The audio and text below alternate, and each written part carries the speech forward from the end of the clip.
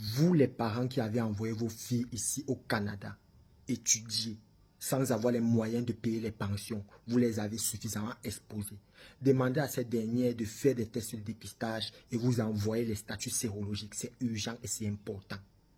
Pourquoi? La majorité sont infectés. D'autres ne le savent même pas, mais la majorité sont infectés. Les journaux parlent à suffisance. Je demande toujours d'étudier la capacité d'autosuffisance des enfants avant de les faire voyager.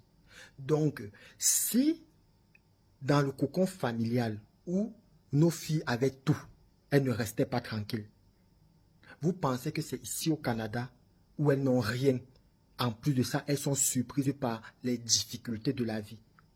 Vous pensez que c'est ici qu'elles resteront tranquilles? Non, je ne pense pas. Quand tu viens ici en tant qu'étudiant, pour une fille ou pour un garçon, le garçon encore peut se débrouiller, mais la fille c'est très compliqué. Le garçon, moi j'en connais qui travaillent, qui ont 2 boulots, qui travaillent matin, soir. La nuit, moi je n'en connais pas. Je ne connais pas des femmes qui le font. Vous connaissez combien de femmes qui peuvent travailler 15 heures par jour? Moi, je n'en connais pas beaucoup. Je ne suis pas en train de stigmatiser la gente féminine ou de cataloguer négativement. Non, loin de là. Mais je suis en train d'alerter les parents sur les réalités canadiennes. Donc, si tu dois travailler 15 heures par jour, tu dois fréquenter 8 heures par jour. Dans la même journée, hein, tu dois dormir combien de temps? Puisqu'un jour a 24 heures.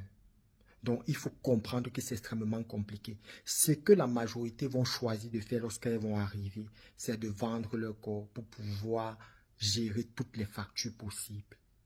Parce que tu dois travailler peut-être 2 semaines pour avoir 1000 $ ou 700 $. Or, si tu choisis de vendre ton corps, généralement, tu vas avoir cette même somme en une nuit. Vous pensez que nos filles qui ne sont pas suffisamment aguerries, que vous envoyez sans les moyens adéquats pour leur épanouissement, vous pensez que qu'est-ce qu'elles choisiront? Non, elles choisiront bien sûr de vendre le corps.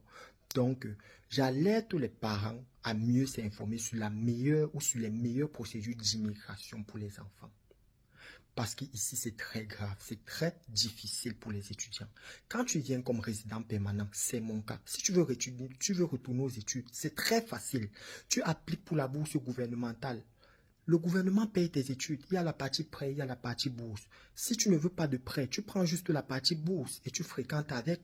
Si tu veux les deux, tu prends le prêt et bourse. Tu vas rembourser le prêt bien après. Tu fréquentes tranquillement en menant ta petite vie. Mais quand tu viens en tant qu'étudiant, tu n'as pas tout cet accompagnement gouvernemental-là. Tu dois payer 20 000 $ quand un résident permanent peut-être vient payer 3 000 $. Donc c'est très compliqué. C'est pourquoi je déconseille les gens qui ont un certain niveau de venir comme étudiant. Quand tu as un certain niveau, viens comme résident permanent parce que les portes de la résidence permanente sont ouvertes. C'est un peu comme si tu as l'argent d'une Ferrari, tu t'en vas acheter une Carine à eux. C'est très bizarre. Donc, c'est important que vous sachiez cela et que vous soyez suffisamment au courant de ces réalités. Donc, j'insiste encore sur le fait que vous devez exiger à vos enfants, à vos filles, de faire les tests de dépistage et vous envoyer les statuts sérologiques. Si ces derniers, après une semaine, n'ont pas encore envoyé, comprenez. Donc, c'était une petite vidéo pour ouvrir vos yeux.